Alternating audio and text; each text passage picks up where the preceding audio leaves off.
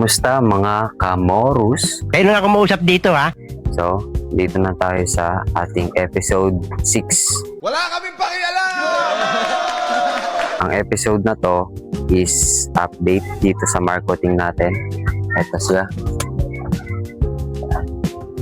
Ito siya ngayon. Yan. Yung nadisgrasyang marketing. So, bale, ang mga remaining nating marketing is tatrabahuin na natin ngayon. Ito na sila. Ayan sila. Yung dating walang ugat, nagkaroon na mga almost 5 days. Ito medyo konti pa lang yan eh. Ito, riripat na natin yan sila. Ito yung mga nauna. Yan, at saka yung nandun. Ano pang hinihintay natin? Magripat na tayo, no? Ito na pala ang ating mga gagamitin para sa gagawing marketing dun sa tatlong ginawa natin. Andito na yung garden soil, loam soil, tsaka seedling bag, tsaka pandilig, tsaka small shovel. Okay na yan.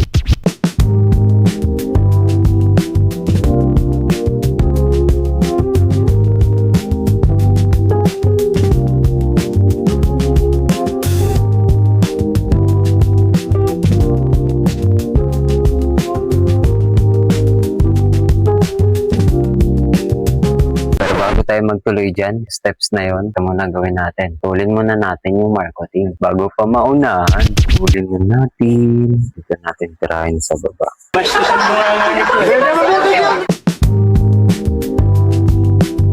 One down.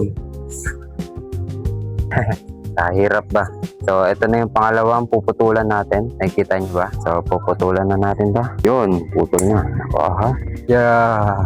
Kita pa rin ba ako? And then, ang pangalawa, kita nyo ba? Puputulan na natin to. Ang pangatlong marketing. Parang kailangan ng lagari. Hindi kaya pa to. Grabe yung kunat.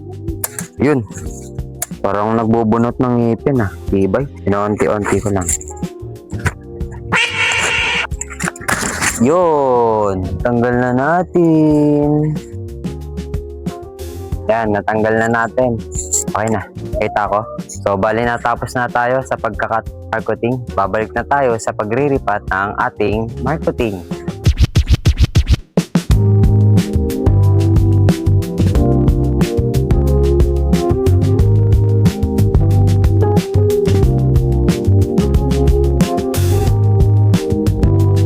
At ilulubog na natin silang tatlo. Pagkatapos, tatanggalan na natin sila ng mga excess tulad ng nakaraan. Tulad nito.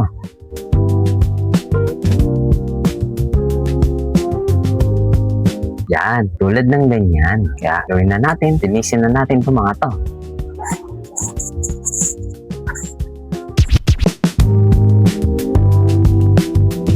So, natapos na rin tayo, no? Ito na sila. Yan. Ito na sila. Tulad ng dati. Ganun pa rin. Kahit malapit dito sa may nodes. Yan, sa may nodes. Parang symbol. Mahalintana. Pagkatapos nga ng mga nangyari, itatabi na natin siya doon sa may nauna. Ikaheleran natin siya. Let's go. Kain muna natin. Ito, syempre. Malapit sa may butas. Langya ka? Tabi natin siya dyan. Ito yung nauna. Oh, ganda na niya. Oh. Pang, lapang. Dito at saka dito.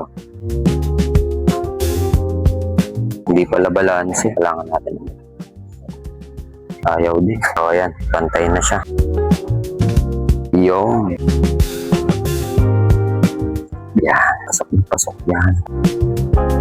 Pero sandali lang, mga kamorus, may papakita lang ako, may papasilip lang ako sa inyo. Naalala niyo yung sinabi kong excess na pinutol natin, tapos gawin kong cuttings. Ito, papasilip ko sa inyo.